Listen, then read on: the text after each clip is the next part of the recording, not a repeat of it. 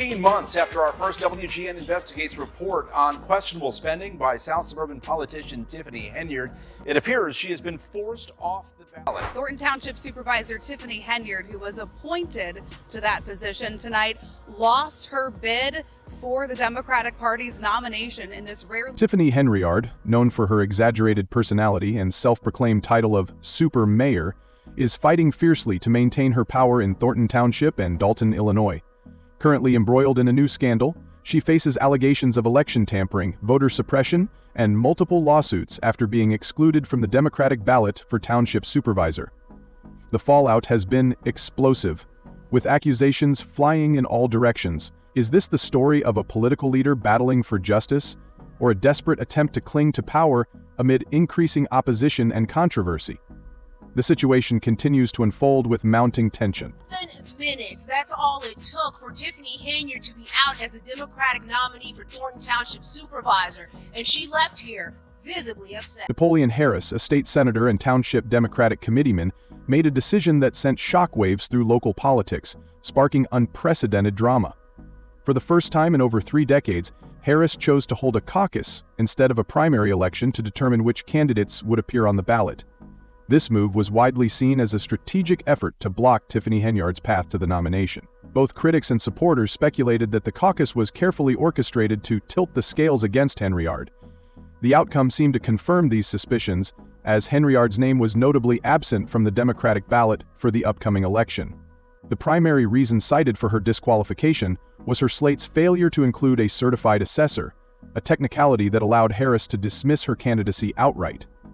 Harris, along with his own slate of candidates, took full advantage of this mistake, ensuring that his faction dominated the caucus and ultimately claimed the coveted Democratic nomination for the April election. The decision marked a significant setback for Henyard and ignited heated debates within the community about fairness, procedural integrity, and the motivations behind Harris's choice to opt for a caucus rather than a traditional primary process. While some viewed the decision as a legitimate use of procedural tools to uphold the standards of candidacy, others decried it as a calculated power grab aimed at marginalizing Henyard's influence and derailing her political ambitions.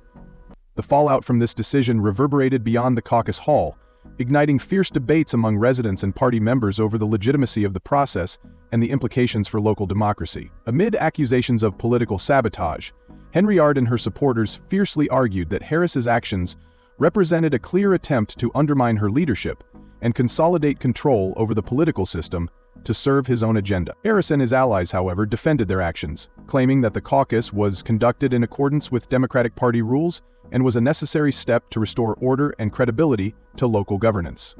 As emotions ran high, this contentious episode not only reshaped the electoral landscape, but also further polarized an already divided community.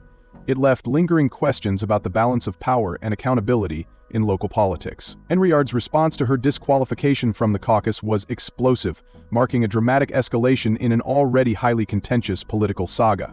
Tensions reached their peak when Henyard, visibly furious, stormed out of the caucus meeting, hurling sharp accusations at Harris and his allies. She charged them with orchestrating a coup to sabotage her political career, declaring, "This is election rigging at its finest." She lambasted the process as illegal and a blatant effort to undermine her and disenfranchise her supporters.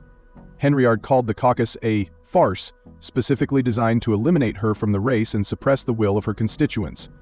She painted Harris's actions as a calculated, undemocratic power grab that made a mockery of the electoral process. This sentiment resonated strongly with her base, who saw her exclusion from the ballot as a gross injustice. Henyard didn't stop at words. She made it clear that she would not take the alleged slight lying down. In fiery speeches and interviews, she announced her intent to take legal action against those involved in what she described as a blatant violation of democratic principles. Her vow to sue became a rallying cry for her supporters, amplifying the controversy and further polarizing the community. For Henyard, this wasn't just a personal affront. It was a battle for her political survival. She framed the situation as a crusade against what she described as a corrupt system working to undermine the interests of the people. Her fiery rhetoric and unwavering determination energized her base, even as critics accused her of focusing more on self-preservation than serving the community. The legal battles she promised to initiate threatened to drag the township into further turmoil, potentially delaying progress on pressing community issues. Still, Henyard insisted that these fights were necessary to uphold the principles of fairness and justice. Her speeches continued to fuel the controversy, ensuring that she remained at the center of attention. Some saw her as a fearless leader, standing up to a rigged system, while others viewed her as an opportunist, unwilling to accept responsibility for her campaign's mistakes. The division in the community deepened, with public opinion sharply split between those who believed Henyard was the victim of political manipulation and those who saw her as someone trying to manipulate the system for her own gain. The disqualification and her subsequent outburst became central issues in the unfolding election drama. Critics argued that Henyard's removal from the ballot was justified, citing her failure to meet basic requirements, such as presenting a certified assessor on her slate. On the other hand, Henyard's supporters saw the move as a tactical maneuver by Harris to consolidate power and crush any opposition to his political agenda. Regardless of the perspective, Henyard's defiance only fueled her resolve, solidifying her as a champion of democracy. Her determination to fight back resonated with many who felt disenfranchised by the political system. However, it also served to deepen the divisions within the community. As the election approached, emotions were running high, and it seemed clear that the primary issue had shifted from the merits of Henyard's candidacy to the broader questions about fairness, integrity, and the nature of political power. Harris's allies maintained that the caucus had been conducted fairly, but to many, the whole episode appeared to be a high-stakes power struggle for control over the future of local governance. As tensions continued to rise, Henyard's legal maneuverings, along with her fiery rhetoric, ensured that she would not fade quietly into the background. The stakes were clear. Her political future, her reputation, and her standing within the community were all on the line. Whether her legal battles would ultimately restore her to the race or further alienate her critics remained uncertain. What was clear, however, was that Henyard's explosive reaction to her disqualification had transformed the local election into a high-stakes political showdown. In the end, the saga raised crucial questions about fairness, power, and democracy in local politics. It underscored Henyard's refusal to go down without a fight, and her determination to challenge the status quo at any cost. As the situation continues to unfold, it is clear that this dramatic chapter in Henyard's career will remain a defining moment in the political history of the township. Whether it will ultimately lead to her political resurrection or her downfall is yet to be seen. But one thing is certain, this battle is far from over, and the outcome will likely shape the future of the community for years to come. Because they can't, if they could beat me, they would have went to the polls. But now when I bring the people out, you don't let them. Into caucus. Held at the Homewood Flossmoor Park District Auditorium, descended into chaos, becoming a flashpoint for accusations of ballot suppression and questionable practices that have cast a shadow over the entire process. Intended to be a pivotal moment for determining the political future of Thornton Township, the event instead became a contentious and polarizing spectacle. Tiffany Henyard, who has emerged as the central figure in this drama, claims that the chaos began well before the event even officially started. She alleges that hundreds of her supporters were forced to wait outside in freezing temperatures, barred from entering and denied their rightful participation.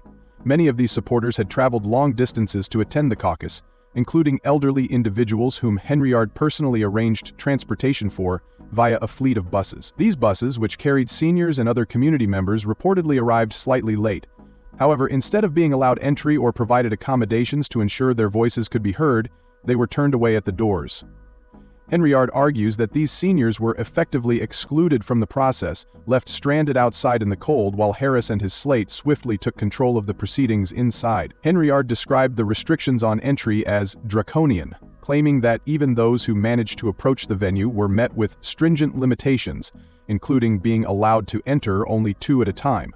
She criticized this arrangement as a deliberate attempt to suppress turnout and manipulate the caucus outcome. Inside the building, the atmosphere was no less contentious. Reports from Henyard's camp depict a rushed, highly orchestrated meeting that lasted only 7 minutes, during which Napoleon Harris and his allies quickly nominated themselves to the Democratic ticket and adjourned the proceedings. Henyard argues that this brief and tightly controlled session was designed to minimize transparency and preclude any meaningful debate or opposition. The speed and manner in which the meeting unfolded only further fueled Henyard's allegations that the process was a sham, intended to shut her and her supporters out. She paints the caucus as a travesty of democratic principles, highlighting voter disenfranchisement and backdoor dealings that prioritized power over fairness. The fact that so many were allegedly left standing outside while crucial decisions were being made inside became a focal point of her criticism. Henyard frames the event as part of a broader effort to rig the election and silence the voices of her constituents. Critics of Henyard dismiss her allegations as exaggerated and self-serving, suggesting that logistical issues and procedural rules, rather than nefarious intent, were to blame for the tumultuous events. However, Henyard's account of the caucus, marked by accusations of disenfranchisement, rushed decisions, and exclusionary practices, has resonated with many in her community. This has intensified the public outcry over what transpired that day. Fallout from the chaotic event has deepened the political rift within Thornton Township, leaving voters polarized and raising serious questions about the integrity of the process. For Henyard and her supporters, the caucus represents not just a personal setback, but a broader assault on democratic norms and community representation, one they claim cannot go unchallenged. As Henyard prepares to escalate her fight through legal avenues, her account of what transpired at the Homewood Flossmoor Park District Auditorium continues to resonate as a stark indictment of a system she believes is rigged against her and her supporters. This controversial episode remains at the forefront of Thornton Township's political discourse, with its implications likely to be felt for years to come. Supporters of Tiffany Henyard have unleashed a storm of criticism against Napoleon Harris, accusing him of orchestrating the caucus to advance his own agenda and secure an uncontested path to political dominance. Keith Price, a staunch ally of Henyard, called the event the most flagrant scam he had ever witnessed, alleging that hundreds of eligible participants were unjustly excluded. Price argued that the exclusion was no accident but a deliberate move to undermine Henyard's supporters and ensure Harris's slate prevailed unchallenged. This sentiment of disenfranchisement is echoed by Henyard's camp, who contend that the process was riddled with irregularities designed to sideline opposing voices. Election lawyer Carrie Kraftheffer further bolstered these accusations with an analysis of the caucus, uncovering significant procedural violations. Kraftheffer pointed out that organizers failed to collect signed affidavits from participants, a critical safeguard meant to verify voter eligibility and protect the integrity of the election. She also highlighted other irregularities that undermined the transparency and fairness expected in a democratic process. These revelations amplified Henyard's camp's claims that the caucus was deliberately structured to silence dissent and disenfranchise her supporters. Critics argue that by bypassing these safeguards, organizers prioritized consolidating power over ensuring a legitimate outcome. Price's passionate denunciation and Kraftheffer's expert critique only intensified the outrage, with Henyard's backers framing the incident as a dire example of systemic corruption. For many, it exemplifies how entrenched interests can manipulate the rules to their advantage, leaving ordinary citizens disillusioned with the electoral process. Henyard supporters view this as more than an attack on their candidate. They see it as a broader assault on democratic principles. The frustration, anger, and sense of injustice have ignited a determination to challenge what they view as an egregious subversion of fairness. In their eyes, the caucus symbolizes a broken system in need of reform, further fueling their resolve to hold organizers accountable and push for a more equitable political framework.